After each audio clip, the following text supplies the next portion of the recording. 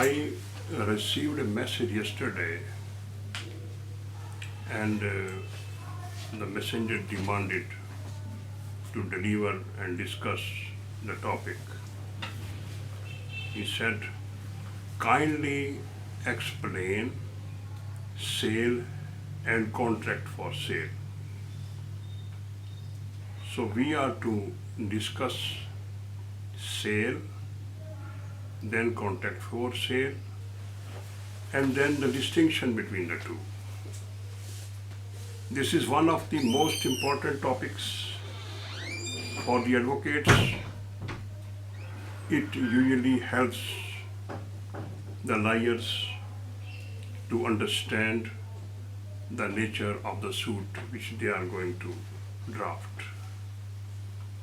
When there is a question of sale, then the suit shall be of different nature. And when there is a question of contract for sale, the suit shall be absolutely different. Sometimes a confusion is created while reading the document, and it becomes very difficult for an advocate to decide whether the document is a sale deed or an agreement to sell.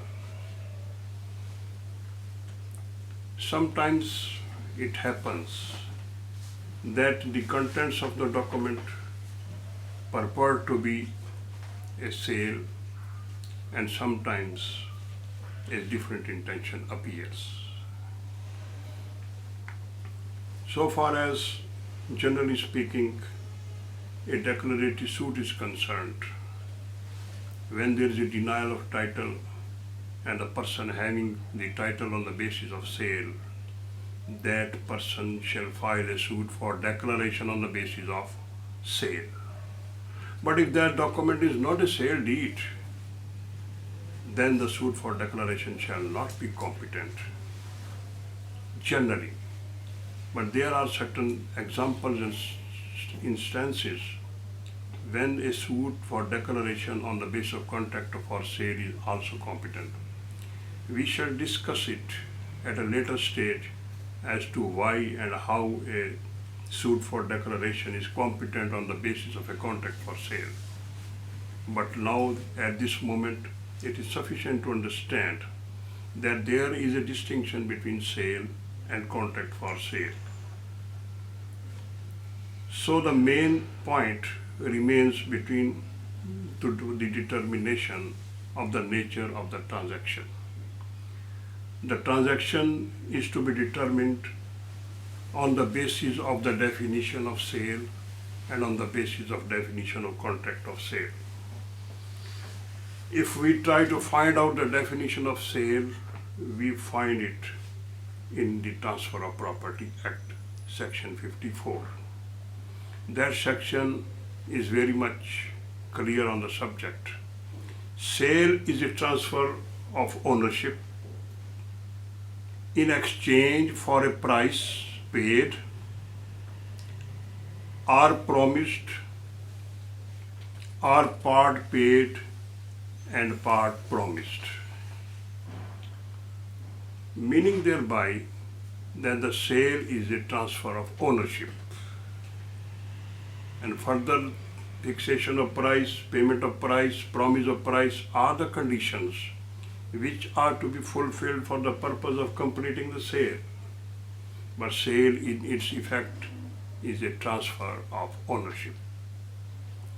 When we talk of the transfer of ownership, we mean to say that all the rights of an owner, those may be the right of easement, those may be the rights of light and air, those may be the rights of way, those may be the right of enjoyment of possession of the property, and those may be the right ancillary thereto, or incidental thereto, or connected thereto. In the shortest possible words, we can say that the owner divests himself from all the rights available to him. So when he divests himself from all the rights available to him, and hands over those rights to the other person. This is called transfer. He conveys these rights of his ownership to the other person.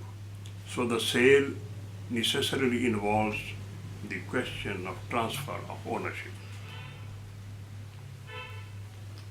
It is to be noted here, and in order to properly appreciate this definition, we are to see where this law is applicable. What are the territories where Section 54 is applicable?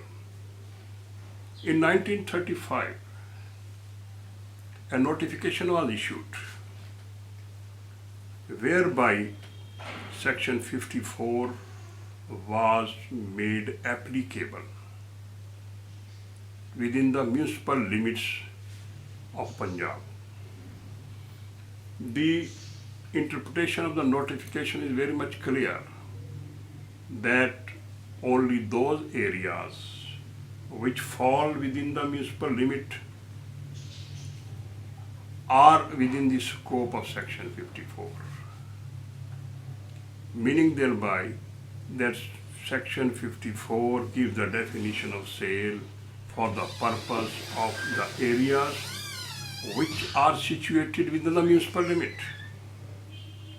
In other words, the areas which are not situated within the municipal limits, Section 54 shall be inapplicable. The rural areas where Section 54 in the Punjab is not applicable, there Section 54 shall not apply.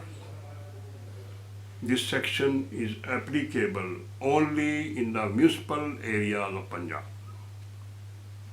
The urban area is the territory wherein we can invoke the provision of Section 54.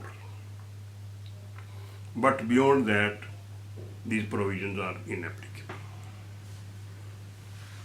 Now the question is as to what the definition of the sale which has been given in Section 54 is applicable within the municipal areas.